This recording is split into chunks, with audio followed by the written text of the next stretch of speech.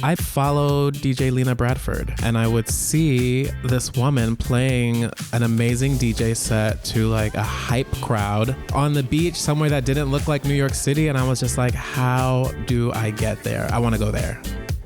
Fire Island used to be a sleepy 19th century beach town that has transformed itself into a modern day queer mecca. I kept calling it like gay adult camp. But this version of camp, there are drugs. People on boats must be like, what the fuck is going on Fire Island? This is my fucking Shangri-La. Like men dressed as women, women dressed as men.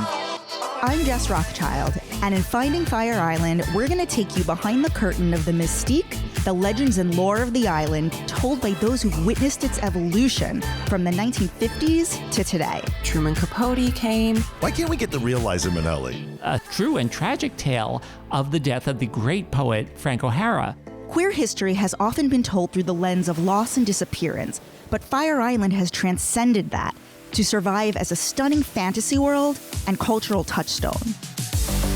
I had heard of Fire Island, but I never went until 1955. We had to sleep in front of Tommy Tune's house on the beach because I couldn't afford to stay anywhere. Are you aware this house is currently on sale again for $6.5 million?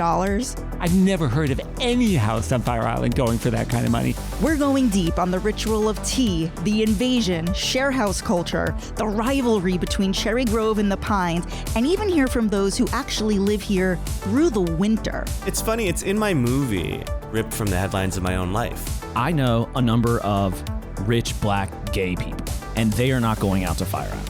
The great walk across the meat rack. And then somebody would have to walk me home at night through the meat rack, which was also, that's a whole other story. Fire Island has not only been a witness to our history, but a refuge and reflection of where our community has been and where we're headed. The ocean was as calm as could be. I'm riding along this mystical land I've heard about. It was just beautiful. It was like, oh my God, this is Fire Island. This is like heaven.